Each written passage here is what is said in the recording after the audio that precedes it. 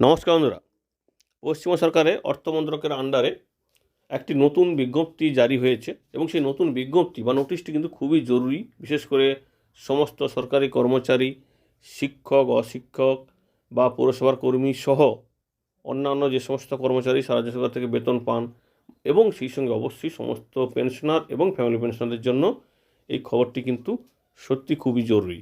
কারণ এখানে যে বিষয়টি বলা হয়েছে সেই বিষয়টি নিয়ে কিন্তু সমস্ত সরকারি কর্মচারী যারা বিশেষ করে রিটায়ারমেন্টে যাচ্ছেন বা রিটায়ারমেন্ট নিয়েছেন তাদের জন্য অবশ্যই কিন্তু সমস্যার বিষয়ে দাঁড়িয়েছে। বিষয়টা হচ্ছে কি, যে পেনশন ফাইল সমস্ত সরকারি কর্মচারী, শিক্ষক অশিক্ষক যারা পেনশন রিটায়ার পাচ্ছে বা রিটায়ার হচ্ছেন তাদের পেনশন ফাইলটি পাঠানোর সময় কিছু মিস্টেক থাকার কারণে তাদের কিন্তু পেনশন ফাইলটা প্রসেসিং হচ্ছে না। এবং আবার দেখা যাচ্ছে অনেক পেনশনারের পেনশন ফাইলটা এখনও হয়তো কমপ্লিট হয়নি, প্রফেশনাল হিসাবে তাদের কাজ চলছে।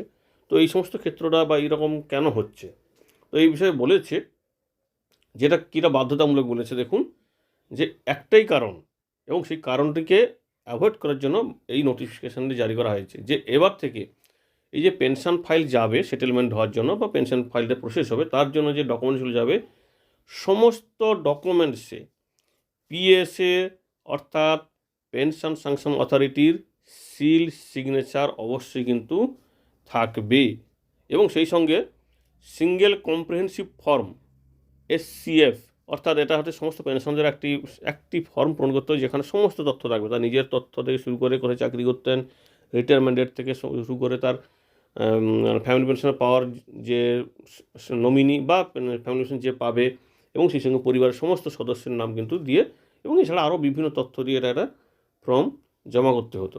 তো সেই ফর্মগুলোতেও কিন্তু পূরণ করতে হবে এবং সেই ফর্মগুলোতেও কিন্তু সিগনেচার থাকতে হবে পিএসের। শুধু তাই নয়, এছাড়া আর একটি বলেছে দেখুন, ড্রয়িং অ্যান্ড ডিসবার্সিং অফিসারেরও কিন্তু সিগনেচার লাগবে কারণ বা সিল লাগবে। কারণটা কি, অনেক সময় কি হয়, অনেকের লোন বা অ্যাডভান্স থাকে, সেই বিষয়টি ক্লিয়ারেন্স সার্টিফিকেট পাওয়ার জন্য কিন্তু এই সিগনেচারটারও জরুরি। এই কয়েকটি ছাড়া অর্থাৎ এই সিগনেচার এবং স্ট্যাম্প সিলটা ছাড়া কিন্তু কোনোভাবে পেনশন ফাইল প্রসেসিং হবে না। এটা 15 জানুয়ারি 2024 জারি করা হয়েছে এবং এই একই নোটিশ আরও ভিন্নভাবে 7ই নভেম্বর 2023 কিন্তু জারি হয়েছিল। সেখানেও কিন্তু এই বিষয়টি বলা হয়েছে যে সমস্ত দপ্তরকে এটা কনফার্ম করতে বলা হয়েছে, সমস্ত সরকারি কর্মচারী বা শিক্ষক অশিক্ষক যাই হোক না কেন যারা রিটায়ারমেন্ট নেবেন তাদের ক্ষেত্রে পেনশন ফাইল পাঠানোর সময় যেন এই ভুলটি না হয়। তো এই বিষয়টি কিন্তু অবশ্যই খেয়াল রাখতে হবে সবাইকে, যাতে পেনশন ফাইলটা কোনোভাবে না রিটার্ন আসে।